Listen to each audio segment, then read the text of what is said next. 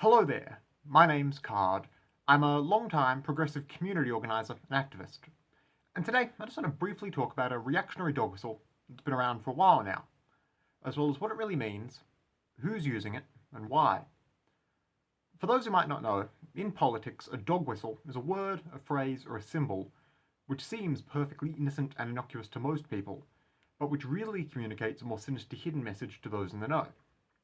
Additionally, there'll also be a playlist of videos of mine, linked at the top of the description, which goes into detail about all sorts of reactionary dog whistles and how to spot them. Today specifically, I want to talk about frog and toad iconography, and a particular cartoon toad named Groyper specifically, and how this Groyper character has become a large part of contemporary reactionary aesthetics, particularly in online spaces. In short, first, you need to know that around 2008, users of the image board 4chan discovered the character of Pepe the Frog, a figure from an indie comic called Boys Club, and he became a very popular subject of image macro edits and reaction images on the site. A part of Pepe the Frog's enduring online legacy is how derivative versions of him, drawn primarily by image board users, have gone on to become what are essentially new original characters with their own iconographical meanings. Edits of the Pepe character have remained popular on the site for close to 2 decades now, as have larger derivative works based off of the frog's likeness and this reimagined version of his personality. Pepe remains perhaps the single most recognizable and enduring meme to come from 4chan. And, to this end, one of the characters to have derived from edits of Pepe the Frog is this cartoon toad, the aforementioned Groyper. Groyper and 4chan's version of Pepe obviously have a number of things in common. They're both anthropomorphized cartoon amphibians and have come to represent aspects of the modern online reactionary mindset. However, there are subtle differences beyond mere visuals between the two, and Groyper represents several aspects of far right-wing thought which even Pepe has never been that widely associated with. Compared to Pepe, Groyper represents a more overtly angry and often actively militant mindset, whereas Pepe is visibly world-weary and downtrodden.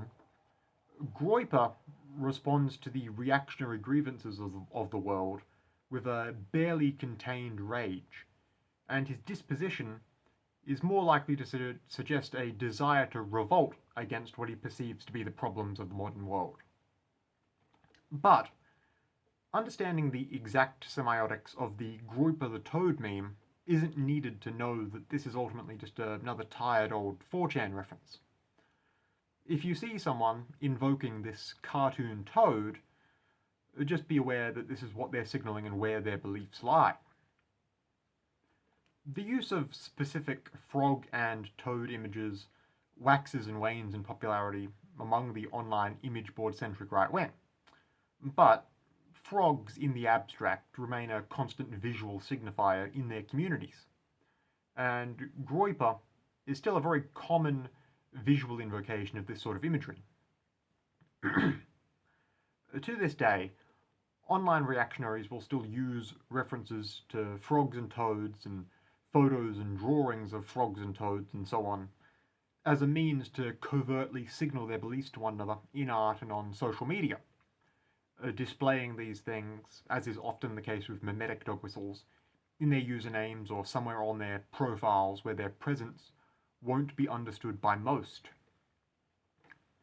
Pepe in particular may be the most visually recognizable piece of 4chan iconography, but a variation like Groyper, and therefore his specific iconographical associations with reactionary thought, may still easily skate past a lot of people online.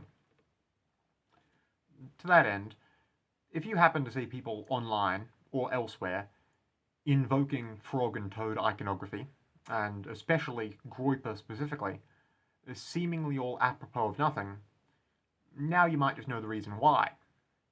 It's very likely something they've picked up from the reactionary side of the internet, perhaps even without fully appreciating its use by actual avowed neo-Nazi types. So, for the sake of keeping yourself and your spaces safe, please just keep it in mind. It's always good to be able to recognize alt-right messaging and signaling like this, so you can spot it, denounce it, explain why it's wrong and bad to others, and remove the people posting this sort of stuff. That's all I have to say today. I hope it helps. Once again, my name's Card.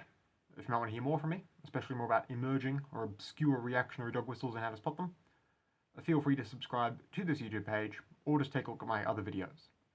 Either way, goodbye for now, and stay safe out there.